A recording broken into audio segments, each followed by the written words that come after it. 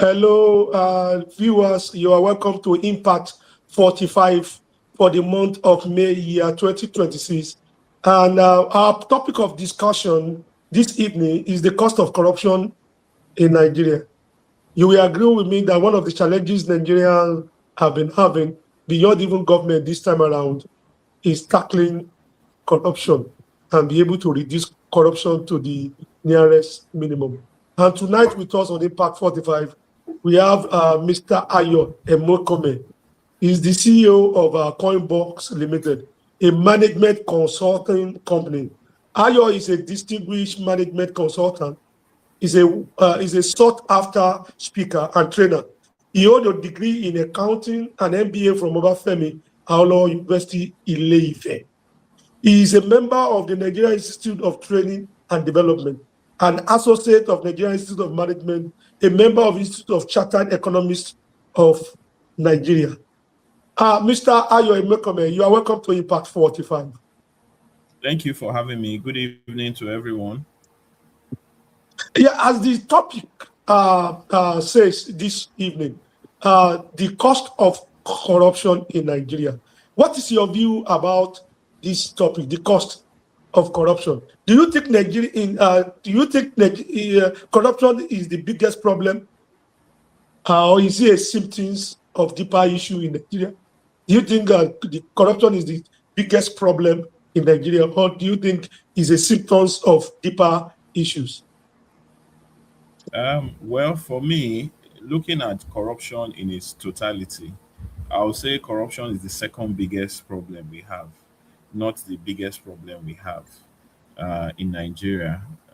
But it is eating deep into the country, and it's eating deep into our future, and it's eating deep into our livelihoods. So corruption is not the biggest problem. It is the second biggest problem. But then what's the biggest problem in Nigeria? If we say corruption is not the biggest problem in Nigeria, We are our own problem, because without us, there will even be no corruption in the first place. Okay, we as Nigerians are our own problem because of our belief systems, our cultural systems, and our character. The day we deal with it, then corruption will die a natural death. But until then, it is our second biggest problem because we are the ones that use corruption as a tool for illicit enrichment. We are the ones that use corruption as a tool and excuse it in the name of tribalism, excuse it in the name of religion, excuse it in the name of poverty, excuse it in the name of economic challenges, and say our corruption is, justified. Then some of us, we abuse corruption because it has now become a cultural practice. It's entrenched in our system. But the truth is, we are the ones that created this as a culture. And so it will take us also to change it. That's why corruption is not the major problem. Corruption is the second major problem. how will you define corruption? Let's start with that. How will you define corruption? There are many different definitions for corruption, but I will just look at two. First one is that corruption is a breach of trust. What do I mean? You have been given a position of authority. In that position of authority, you now want to enrich yourself for a job you have already been assigned or paid to do. But you now want somebody else to also pay you to do that same job. So that's one, is breach of trust. So you have breached the trust that those people had in you. Secondly, is abuse of power. Corruption is also abuse of power. For example, you are the head pharmacist in a hospital, and there's a particular drug that will save lives. But you now tell them, oh, to the general public, the drug is not available. But to a select few, is available if you are induced by either monetary or whatever means you want for you to now provide it to those select few that can afford to give you extra. You are not the one that bought those drugs. You are not the one that is not 1 naira of your money is there. And this is drugs that will save people's lives. But because you need additional enrichment, you decided to, hide the drug and claim it's not available. unless one person or the other decides to induce you financially or otherwise for you to, provide the drug. So that's corruption. It's either abuse of power or breach of trust, or even a combination of the two. That's corruption, and it happens both in public and private sector. So many of us think it's just a government thing or a government worker thing. Even in the private sector, a lot of people do it. So it's a thing that happens generally everywhere in all forms of service or public life, both public and private life. Sorry. Yeah, thank you, AY. From what we have here, he said for anything to pass as corruption, it must involve these three parts. Number one, a position of trust, that somebody must have the position entrusted with power. The person has authority, influence, or access to public resources. Number two, for something to be regarded as a corruption is the abuse of that power. They use that authority for a purpose it was not given for, breaking rules, bending laws, using insider information to win a contract, for instance. That's corruption. And finally, it must lead to private gain. The person perpetrating this corrupt act must gain personally from it, or someone they are connected to receive a benefit, money, or a promotion, or a contract, or even just prestige. And you said with this divination that corruption is not the biggest problem we have in Nigeria. Can you shed more light on that?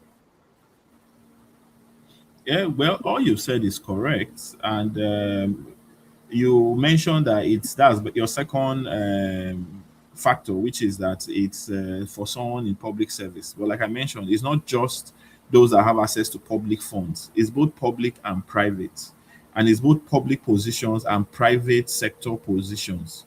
Just like you mentioned, somebody might be, for example, the head of the Nigerian Stock Exchange and have some information which they now pass to someone they know for the person to make a first mover advantage and gain a lot of money, of which you that pass that information will get a part of it. So that's for your private gain. I mean, that's for your personal gain. Okay. And I've explained breach of power, I mean, abuse of power.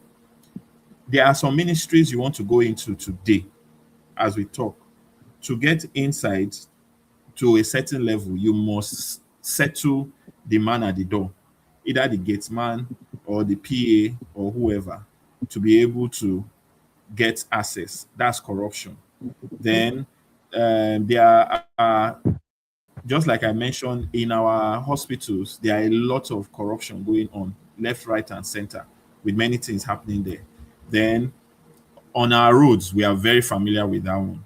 Sadly, it has gone to the point where now our so-called police have now gotten so corrupt that they do not value human life, and so they just take it at will. If you decide that you will not follow, what they need to provide you, to enrich them corruptly, if you don't do that, then they just waste your life.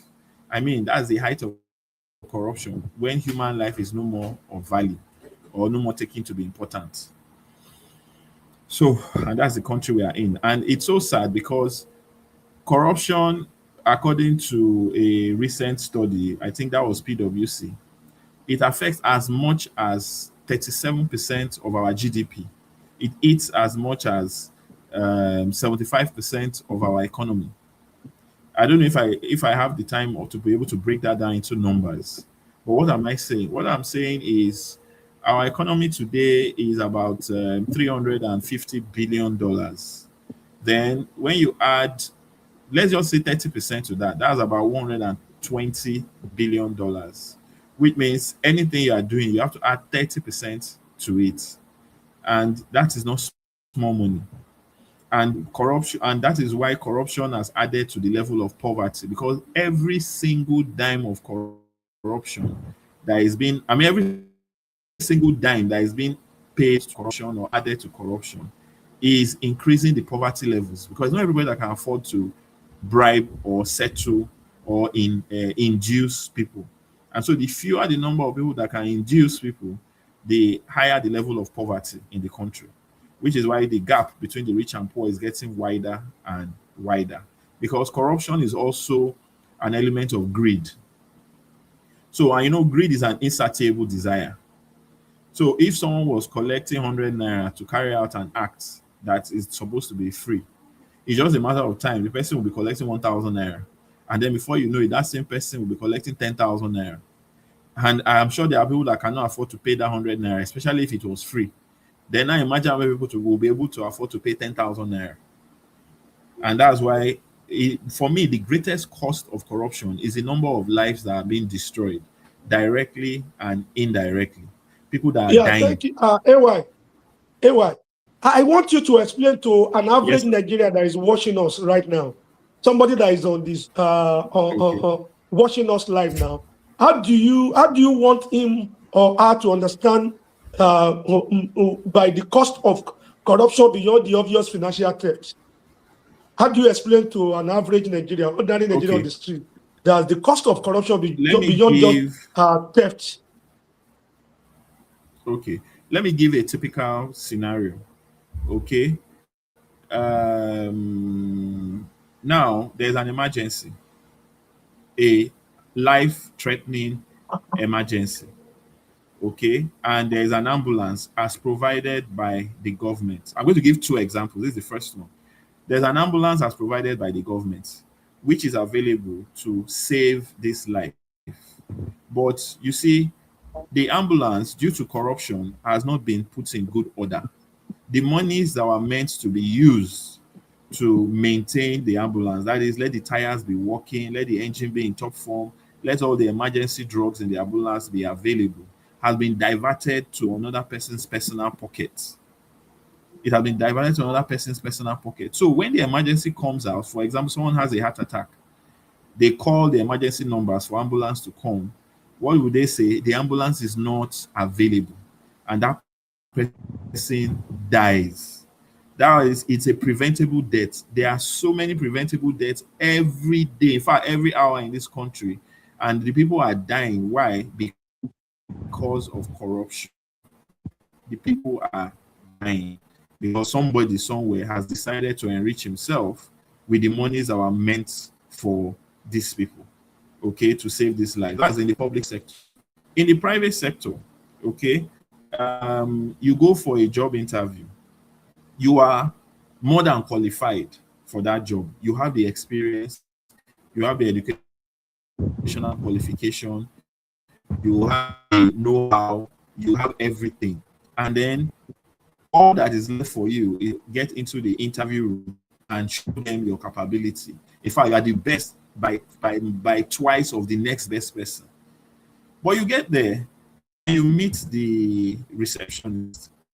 The receptionist tells you, oh, okay, oh, you're welcome. Oh, I can see you are qualified and all that and all that. But you see, for you to go for that interview, you need to make me happy. At the press, I don't understand. I saw a vacancy by you people and I applied and you invited me. Which happy?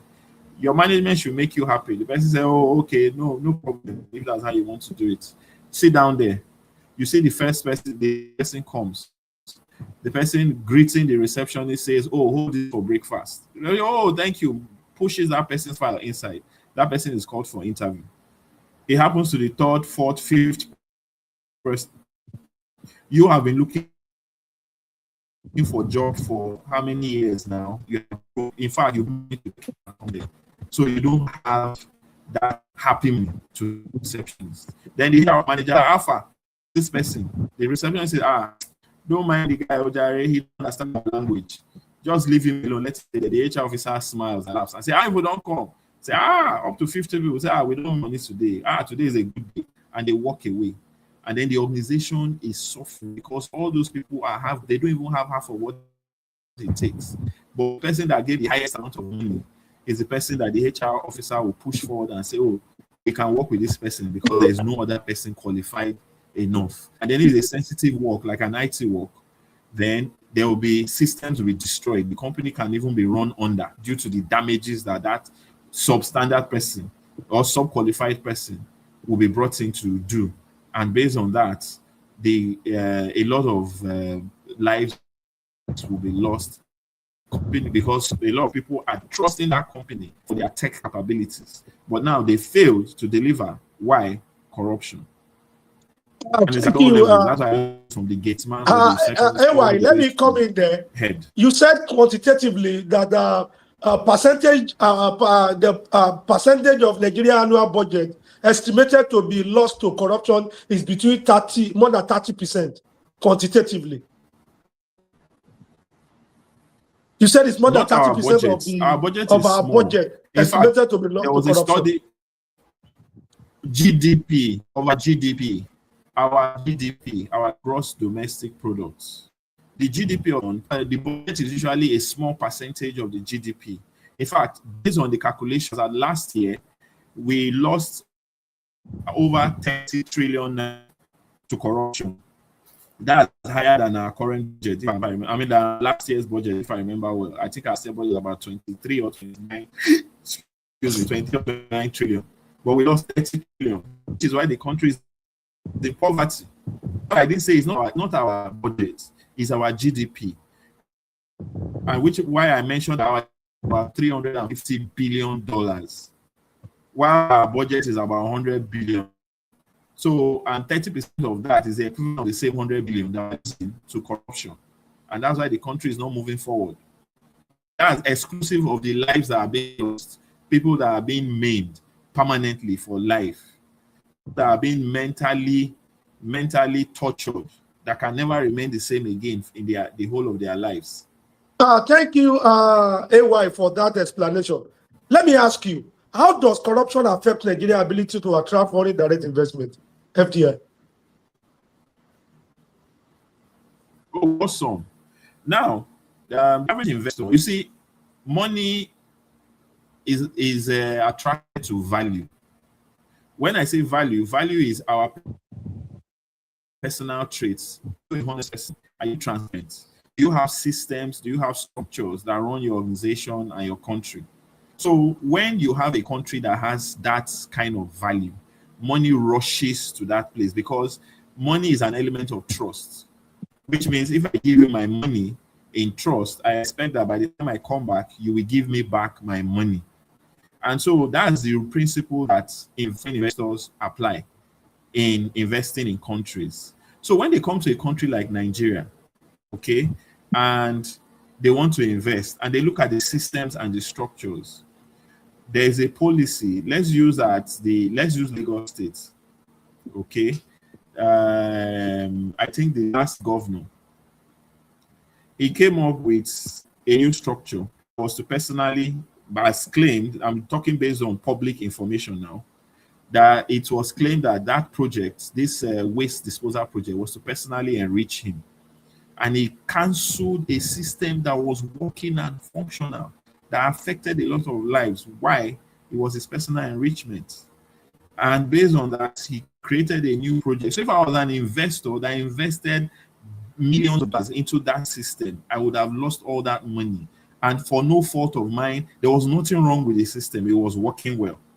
Okay? But due to corruption, somebody just threw it out the window. Which means if any other person comes tomorrow and says, oh, Ayo, you're invested in waste system, we want us to invest, what will I tell them? In that country, Nigeria, you're on your own. Don't try it. And that's what happens. That time, any investor that says that there is no stability of policy, of which whoever is in power is changing the policy to assist them in their personal enrichment, then anybody that is found wanting, as long as you're in the good books of the person in power, nothing will be done to you. While if you're not in the good books, then they will use a hammer to kill you as an ant. Then investors, these things are not hidden. Investors will see it and they will keep their money and go somewhere else. Because Nigeria is not the only country that is viable for investments. There are so many places across the world.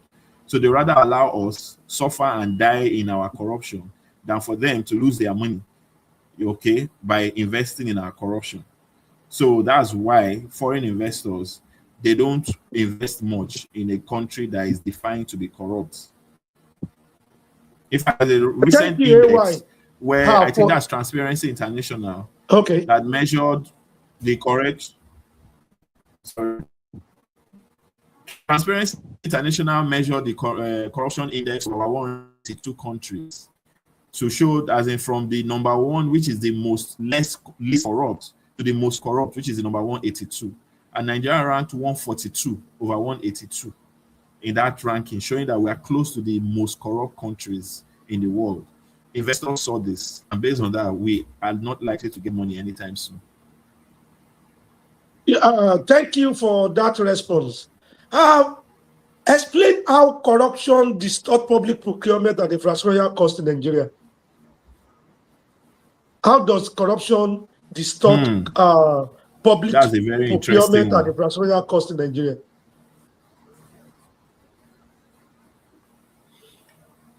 Do you know that Nigeria has the most expensive roads in the world? I don't know if you're aware. We hold that record.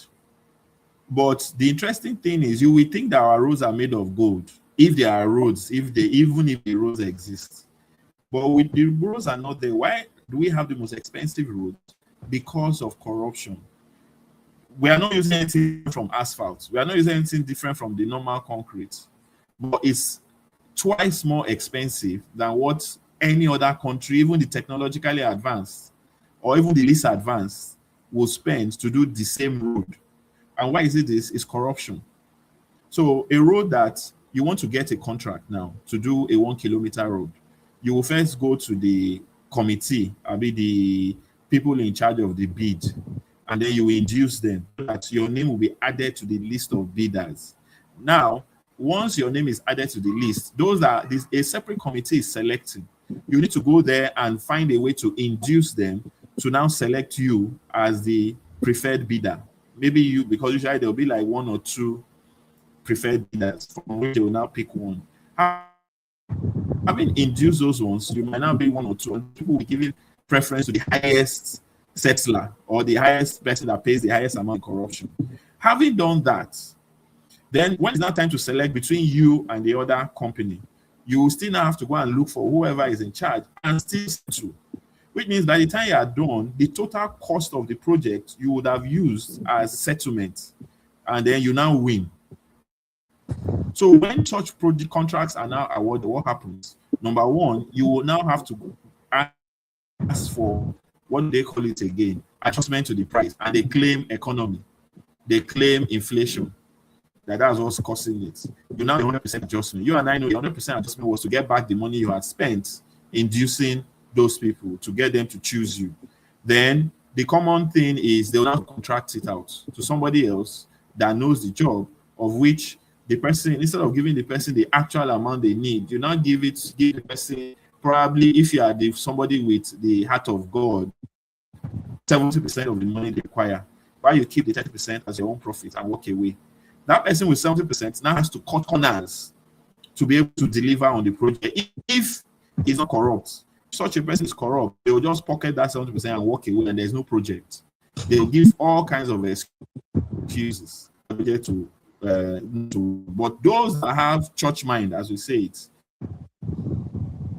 will now cut corners to carry out the project and keep 20% at their own profit. Because it was just 50% of that money you charge 250% on that they now use to execute it. So 200% was the cost of corruption. About 50% now a poorly executed project. A project that is supposed to last 3 years will now last 6 months. It's as good as going back to square one. So corruption, that's how corruption makes infrastructure very expensive and almost impossible to achieve. Infrastructure development, sorry. Yeah, thank you, Ayo, for that explanation.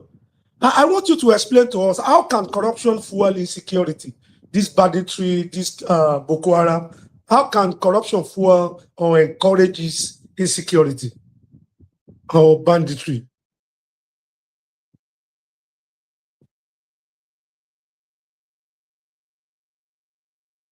Hello, AY, are you there? How can corruption fuel insecurity and banditry?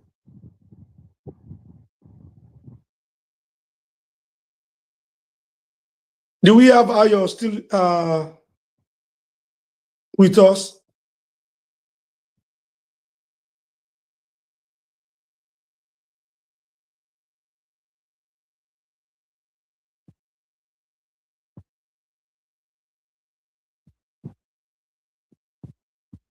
We are having Ayo network issue with Ayo Emakhiomhe, the CEO of Coinbox Limited. We are talking about the cost of corruption in Nigeria. If you can listen to me, AY, are you there? We're having challenges connecting with Ayo. I'm looking at if you look at it, let's continue. If you can hear me, Ayo, if you can join us. If you look at one of the challenges we are having is that most of the money allocated for weapon to fight insurgency and banditry have been cornered to private purse. So I want to read out some figure out to us. If you look at the alternative forgone, what could our government did with this fund stolen? We are going to look at it. What Nigerian government will have done with all this money stolen. Technical, can you please allow Ayo to come in, please? Technical, can we please allow Ayo to come in? Can you hear me? Yeah, we can hear you. Can you hear me? Oh, okay. So I think there was a technical glitch. Were you able to hear the last question that how does corruption fuel insecurity? If you look at banditry and this kidnapping and how could corruption fuel insecurity? Corruption fuels insecurity from two points. From front end, no, let me move one step back. Because of corrupt systems, people are not educated, they are not enlightened, okay? And then people live by religious blindness and cultural blindness, where they believe one particular tribe in the country that is for all of us is superior to the other, number one. Then two, one particular religion is superior to the other, and anybody that is not in that way, they become religious fanatics. But it is just lack of education that corruption has, the educational system has been destroyed by corruption. It's almost completely dead. Okay, that's the front end. The back end, there's poverty. And the security apparatus that would have taken care of this banditry, corruption has made it ineffective, such that the monies that would have been allocated to getting the right equipment, hiring the right people, giving them the right kind of training, having the right kind of intelligence, all that, the monies are diverted. And as the monies are diverted, we have a security system that is just on paper. They lack equipment, they lack tools, they lack manpower. Why? Somebody not caring for the lives of people is just amassing himself with the wealth of that money. This was very glaring in Jonathan's time, that time when they were looking for, was it $2 billion that was given as security funds? You know, that they arrested some people. So I think a few people went to jail, some people returned money. But that's the common thing in the country. Somebody will give a humongous amount of money. That time was $2 billion. It's still done every year, and some people are still sitting down on these monies and using it for their own personal purposes, not for the security of the country. So because of that, the bandits are living in heaven in Nigeria, carrying out their nefarious acts, and the security system cannot stop them. And then even the bandits, so bandits, because of the system of corruption too, they feel what they're doing is the right thing. If they were enlightened, if we had a working educational system where corruption did not destroy, they would have been enlightened to the point of what they are doing should not be done. That's one. Two, our security system will be able to put them in check. But right now, we don't have a security system. What we have are men that are gallant men. That's what I would call them, who are ready to lay their lives for their country, irrespective of shortcomings that are in that. So, and that is what is happening. Everybody, all of them are there doing the little they can with the little resources and systems that they have on ground. And that's how corruption is not allowing how that's how corruption is fueling banditry. Yeah, Then well, we've thank had you, this Ayo, for recent that news response. where some of these so-called bandits partner with people in power. They partner with some people in power who, when they pay ransom to these bandits, they will those ones go and share the money with those people in power. And of course, that means the band carry out another, knowing that they have Are you somebody in sure of power that is that? protecting That them. still remains an So those allegation. have been It the has not news been partner. proven. That's why you see there's no smoke without fire, my brother. And then it is an allegation when it happens once.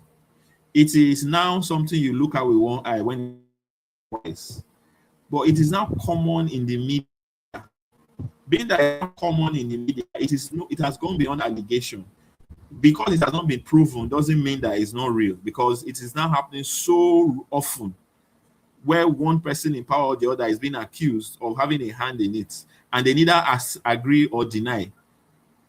They just look for one story to talk, or just divert the whole story somewhere If I may else. ask you, So that's why I'm saying that. Ayo, please, at this point, if I may ask you, is corruption a leadership problem or a Yes. cultural problem or both? Is it a leadership problem? Is it a cultural problem or combination of both? Corruption is both and more. Corruption is both and more. But you see, as they say, the oil flows from the top. So if the leader is not corrupt, you'll be flowing oil of non-corruption all the way down. But now there are some elements of corruption, and that's why the people below what they are doing. Okay, so for that shape, that's a problem. Then when you now talk of the next one, which is culture, I've told someone that one of the ways of dealing with corruption in this country is changing a lot of cultures that we have. A typical example I will use is culture in Delta states. In Delta states, there's belief that when you have a celebrity or, in quotes, an important person around you, there is nothing the person will do when the person comes to visit you that is wrong. And then when the person visits you and the person is going, you know, it's a common thing in government houses when they talk about brown envelopes.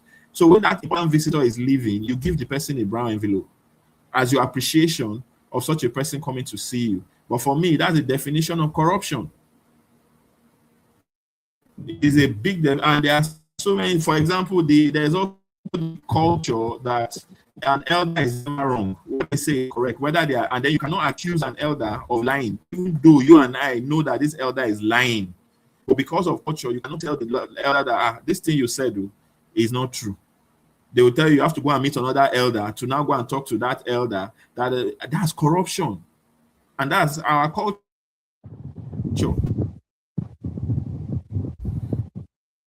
A lot of women are being raped today, and they tell the women talk. You understand? That's corruption. Why would you tell them to keep quiet when a crime has been done to them? That's corruption. So it's both a cultural thing and it's also a leadership thing. Thank you. Yeah. Do you think the judiciary and the EFCC, ICPC, all these institutions, do you think they have the willpower or the strength or capacity to reduce corruption in Nigeria? EFCC, ICPC, even the government, do you think they have the willpower Yes, or every they have the government. capacity, even judiciary? Do you think this institution have the capacity to reduce or stop corruption to the barest minimum? You know, our question is addressing the symptoms and not the problem. Okay, what am I saying? I'll use the classic story of EFCC. When was it El Rufai or was the head, and then this guy that went to prison in Europe, he was accused of doing so many wrongdoings, and he told the guy, because this was the news, to his face on record, that I will have you removed if you don't stop investigating me. How could you tell that to a public, an EFCC officer? Government heard it and looked the other way. It was out of the person stubbornness, that officer, that's Ibori, he now went abroad. The same cases that we had against him, ESI against him, that they could not do anything about it, was what he was accused of in Europe and sent to prison in Europe, showing that in a corrupt environment, EFCC cannot work. But when we had some leaders that felt that justice carried out, was EFCC not working? Let's give another typical example. This example of what is happening to the NDLEA. Nigeria's case with drugs was becoming a pathetic story where secondary school students were now drug pins. Before government gave power, that's leadership, gave power to NDLEA and gave them bites to do what they need to do. Today, everybody is celebrating NDLEA with all the drug busts they've made and all the way they've curbed the volume of drug taking and everything in the country. So there's no institution, be it judiciary, be it police, be it EFCC, whatever institution that cannot wipe out corruption. But the issue is that they need support leadership. That must be able to give them the teeth to bite and allow them to bite where is necessary. But corruption most times does not allow those things to happen. So it is not those institutions' capacity, it is leadership's ability, or should I say political will, to ensure that those things are done properly. Thank you, AY. Let's look at a scenario. If you are hired as an advisor or a consultant to a state governor, what step will you take to reduce corruption costs within the next 12 months? If you are hired as a consultant by a state governor, which step will you take to If I was hired as a consultant, yes, the only thing I can do, okay, the consultant is advisory. It is now up to the state government to decide if they will my advice or not. No. Now we want you to provide solutions. Projects that they've carried out or they are about to. That's what I'm saying. I got there, I audited projects that they are about to execute and the ones they've executed, and I realized that those projects are 200% higher than what they are supposed to do. What do? I write a paper and I tell them, CEO, I found out that this is this. I expect you to review and renegotiate because those projects are over. Okay. Now, will the state government do that? I don't know. Okay, but I expect them to. So if they do that, that will reduce corruption. The same thing with the hiring process. The same thing with the entire machinery. I will look at attendance. Okay, there are some ministries, staff come to work only during salary week. After that, they don't come again. But when you check attendance, they were at the office every day. So all those things, and there are checks and balances for all these things I'm talking about. So I will set them up as a consultant. Okay, but the truth of the matter is this: if I can take it back as a consultant, if government hires me, I always ensure that the terms of engagement are very clear and corruption to an extent, corruption free. Why? Because when I see the terms of engagement, it usually tells you upfront whether there will be corruption or not. And once I see it's there, I will not step into it because I know that as a one-man, I'm only on a suicide mission that will not succeed. So that's the issue there. Yeah, thank you, AY. Today we are talking about the cost of corruption in Nigeria. Let me ask you, how does vote buying during election translate into economic cost after election? Vote buying. It's another form of corruption. How does it translate into economic cost after election? Yes, vote buying is a form of corruption by both the buyer and the seller. Vote buying is a form of corruption by buyer and the seller. Okay, on the basis of the seller, of the buyer has gone to, in quotes, steal money, borrow money, gotten money in any form because of desperation to have control of power. And why do they want to have control of power? Because they will not be in charge of the resources of that government. Okay, which means they are investing, which is why even if stealing the money or however the money to buy those votes.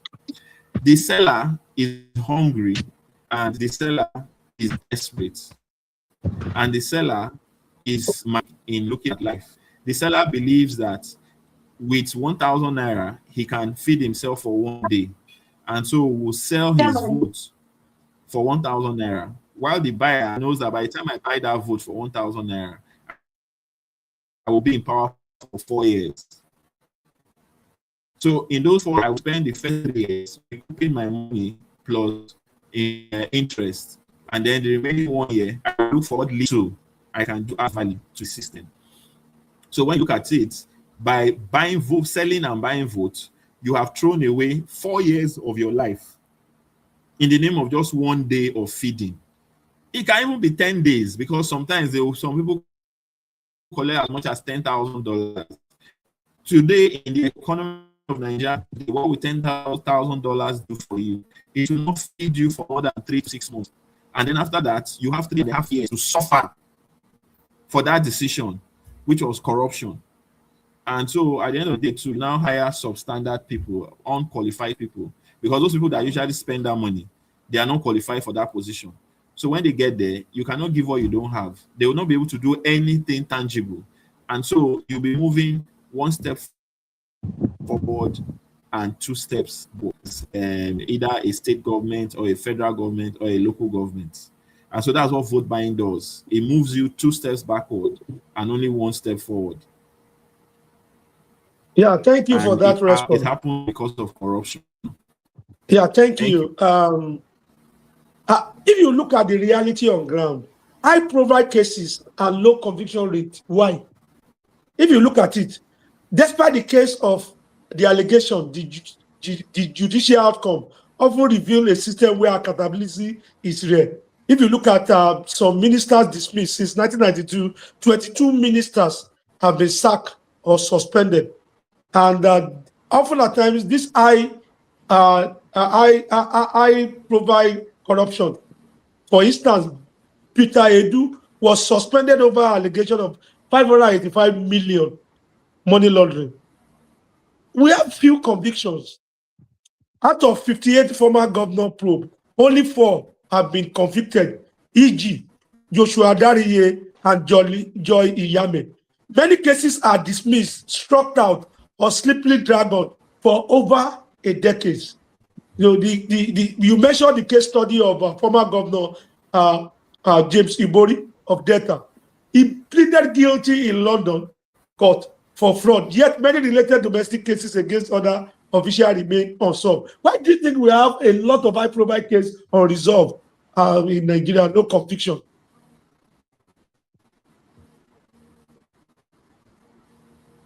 It's the same issue, it's corruption. For example, starting from the arresting officer, the guy will come to you, say, organo vessel, na then send us. Say, I will now. You say, don't work on. They will take that one, that's corruption, and go back and say they didn't find the accused at home or that is in hospital. Then their superior officer, that's either police, FCC, or DSS, will send them. They will get there, and the person will call somebody superior who will tell all of them to go back. And that will be happening back and forth, back and forth. Finally, there's an arrest. It's time for conviction. The investigating officer will be induced. Because it's induced, there's no more evidence. Due to lack of evidence, the EFCC or police will start looking for new evidence to be able to pin against the person. The case is dragging. The case is dragging. Before you know it, before they find evidence, it's another 2 years. By the time that evidence, the person in charge due to corruption is removed. Because it's removed, the new person, if he plays ball, will now say, because this evidence, they can't hide it. So what do? They're looking for various ways of pushing the case until the case is thrown out. And so that's why you have cases that are 10 years in court. You have 15 years in court, no judgment. While the accused is living large and jumping up and down. Why? He has more than enough money. He has amassed for himself that is using to everyone and everybody because of corruption. Thank you. If you discover there is an issue of relooting of recovered fund, if you look at Abacha loot, for instance, and you discover that the way this money that has been recovered has been even expended cannot be foolproof of proper accountability. What do you think is the solution to this? The money that has been recovered from previous administration be reluted in the mechanism of spending that money. What do you think is the way out of this?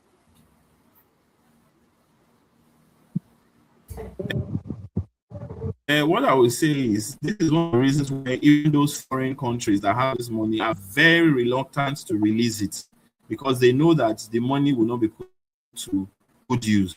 That's number one. Number two, the solution is very obvious, which is with the corruption elements. With the corruption elements, there's nothing you can do to ensure that that money is not reluted. It should always be there. It will always be reluted because somebody else that they took it from is interested in it.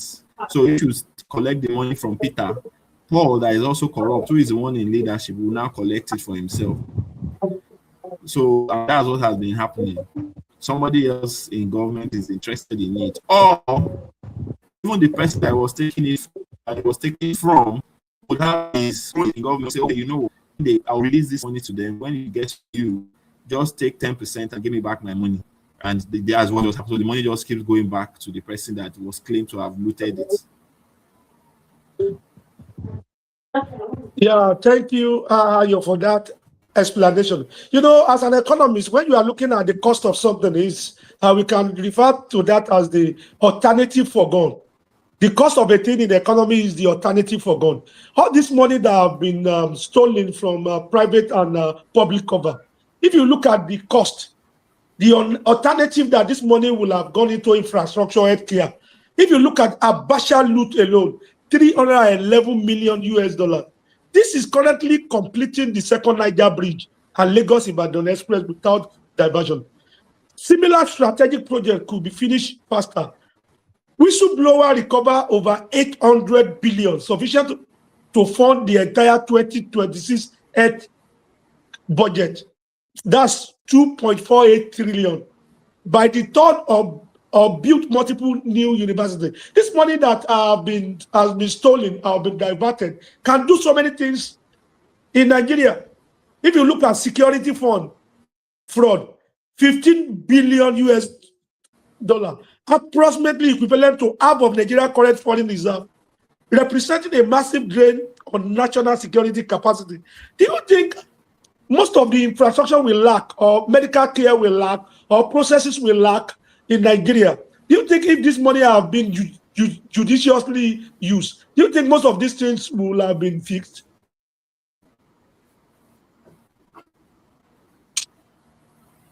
You have already answered your question.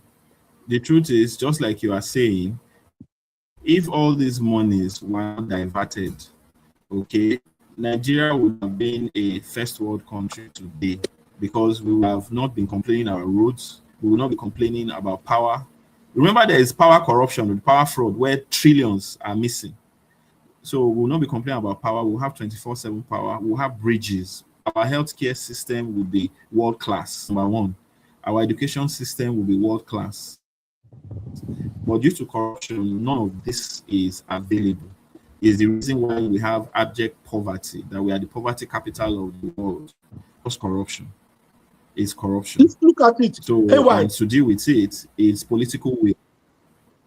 How does corruption affect the mindset of young people, our youth now? How does it affect our approach to life and the way we do things, most especially the youth?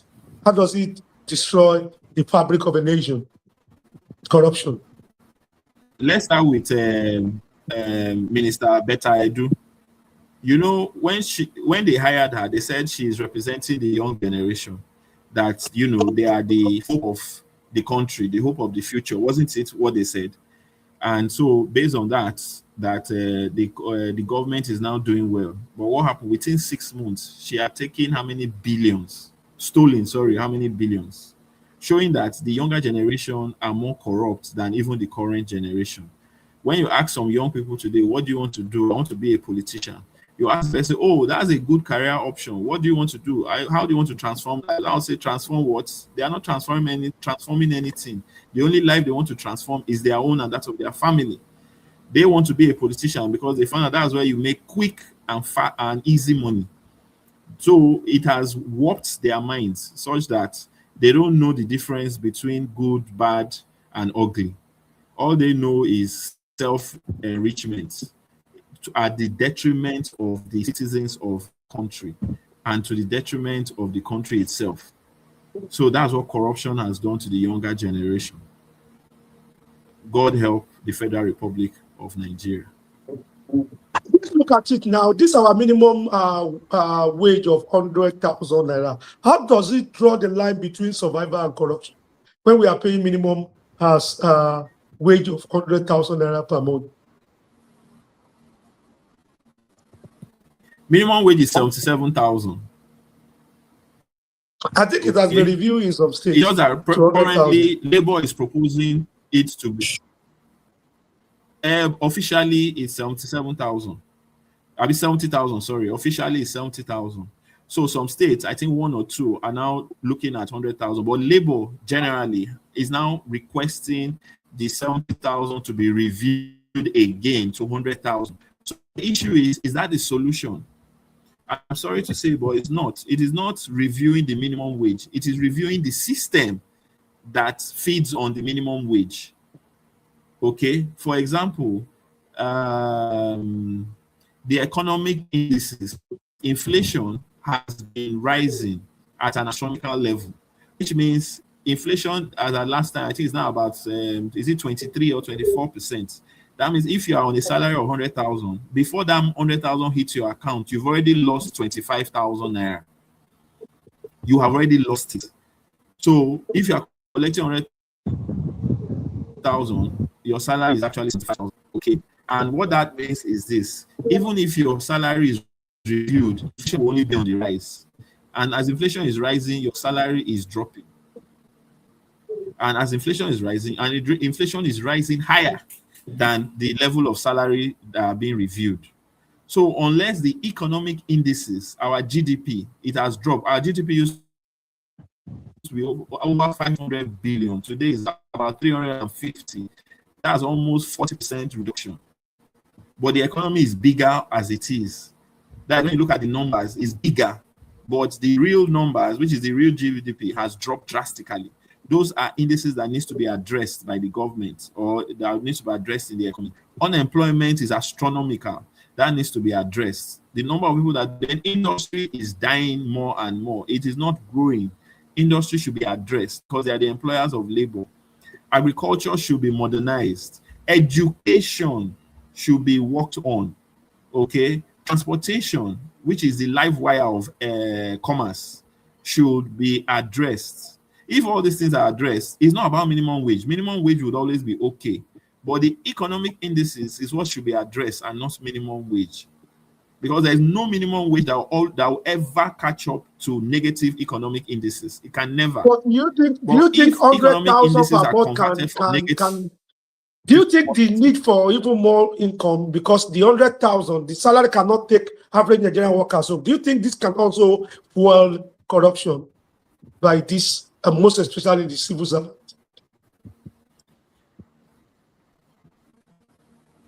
Hello? I don't know how you want me to answer this because I'm looking at 100,000. Can you hear me? This 100,000, if I look at the situation whereby this 100,000 is increased to like 500,000, let's ignore inflation now. Let's ignore inflation. Do you think the average Nigerian workers can easily be bribed if their salary increased to like 300 or 500,000 minimum week per month? Bio, that's what I'm saying. You see, corruption is the main thing. You just mentioned it now, that if they increase their salary to 500,000, can they easily be bribed? I'm sorry to disappoint you because the answer is yes. They can still be bribed. The only thing then that it only costs more. If before I used to settle you with 50,000, which was your salary, now I have to pay 250,000, and you will still compromise. That's the issue. Because when you look at 250, that's half of your salary. and already you're on 500,000. So it is not the salary that is the issue. If, for example, you know that with your 100,000 naira, you can live a normal, decent life. That is, you can pay your rent, you can travel anywhere you want to in the country, you can wear your clothes, you can eat your 3 square meals, you can get good health, your kids have the education, and the instances of bribing you to do otherwise will drop. The instances of bribing you drop, because if when you take all this, because they want a good life, for one, for themselves, then two, for their children. And the average human being now, the average Nigerian, they are not greedy as per greedy. What they want is very simple. Look, my children can go to a school of value. I can pay my rent. I can have a decent car, live in a good normal house. I don't need to bribe NEPA for me to have lights. So if those things are dealt with on 50,000 naira salary, do not be corrupted. Now people are being corrupted because NEPA band A alone, PHCN on band A alone is more than the average individual. That's 70,000 naira is what they pay for band A power. That's why I'm When saying band that A is if the supposed to be salary the is normal increased, standard, they'll be able to afford some. If the salary is increased, they'll be able to afford some necessity of life, and that can reduce the appetite for corruption. See, there's what you call the Peter principle. What you call the Peter principle, which states that irrespective of your income, irrespective, I repeat that word, of your income, your expenses would always grow to meet it. It would always. So, which is why what you should address as a government is that variable, which is what? The variable of expenses. And why are people being corrupt? Is because of the expenses. Because if you pay them 500,000, you know, you just injected inflation into the economy, because there'll be more demand for goods. Someone that could not buy cornflakes before would now be able to afford it. So the person will go and buy. And as more people are now buying cornflakes, the price of cornflakes will go up. Same with the price of milk. Same with the price of egg. Before you know it, life is now more expensive at 500,000 than at 100,000. So they will now be looking for alternative means of surviving and living their current life of eating cornflakes for breakfast, bread and egg for lunch, and caviar for dinner. And how would they get it, sir? Is corruption. Somebody that will come and say, you know what, 250,000 can settle this, take and give me that contract, even though I don't qualify. And they will bend. But if I, as leadership, decide that the minimum wage is 50,000, and I have calculated it that power should not cost a 50,000 naira salary and this amount. Transport should not cost the person more than this, and then the net income of that person should be equivalent to XYZ, so that person can live XYZ kind of life. Then 50,000 as minimum wage is more than enough. But right now, nobody is looking at that. That's what I'm saying. It is not the salary that is the issue, because it's just a matter of time. Corruption will still set in, because the higher you increase the salaries, the higher the inflation, the higher the corruption, the more the demand. So that's why don't look at salary, look at the economy. And those variables or the indices that makes the economy livable. Because right now, the situation of the economy is that even at 100,000, it doesn't seem livable. At 70,000, it doesn't seem, even at 500,000. Because then the exchange rate too, because now a lot of people, when they get money, they convert it to dollars, which is one of the reasons why the rate is. You now give them 500,000, they will convert 400,000 to dollars, which means the exchange rate will extend again. So from about 1,350 we have today to go to suddenly seem very poor. So that's why I say it is the economic indices that should be addressed, not the minimum. Okay, thank you for that. Now, with that, we have come to the end of the Impact 45 for the month of May. But before you go, I would like to ask you this question. What do you think the religious institutions, civil society, and the media do differently to combat corruption in Nigeria? What do you think the religious institutions, like the churches and the mosque and civil society, do with the media, do differently to combat corruption in Nigeria, as we bring this discussion to a close? Okay, well, first of all, let me start with what they are doing presently. Civil society are putting government on their toes. You know, anything they do, civil society has put it out and told them what is right or Do you wrong. think they are doing enough? Do you think they are doing And enough? of course, majority, and so they start shouting. And government,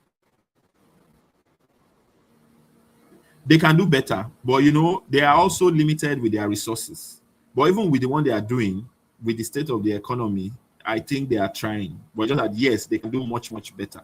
That's for civil society. The churches are selling hope. The religious organizations are selling hope that even though the economy seems bad, don't take your life. There is hope. Things can be better. Okay. Media is putting everything out there for us to decide which way we are going, whether left or right. So they are doing well. But now, what can we do better? One, do you know that the early Nigeria education was brought in by the missionaries? Even the football clubs we have today, the European League, do you know it was set up by missionary society? They are the ones that set up the European League. We need our religious organization to go back to that era where they were the ones that introduced education. They were the ones that introduced healthcare. Hospitals was a function. I think it was led by the Catholic Church then. People before hospitals existed were treated in their homes, and more people died than lived. Then the Catholic Church, I think, came up with the need to put people in a central location where one person can now attend to more people.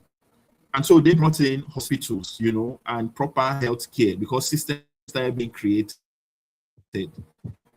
Our civil society, our religious organizations, our media are not doing enough in that area.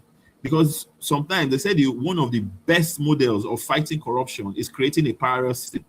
When you create a parallel system, people now see, it helps people to mirror and see how evil what they are doing is.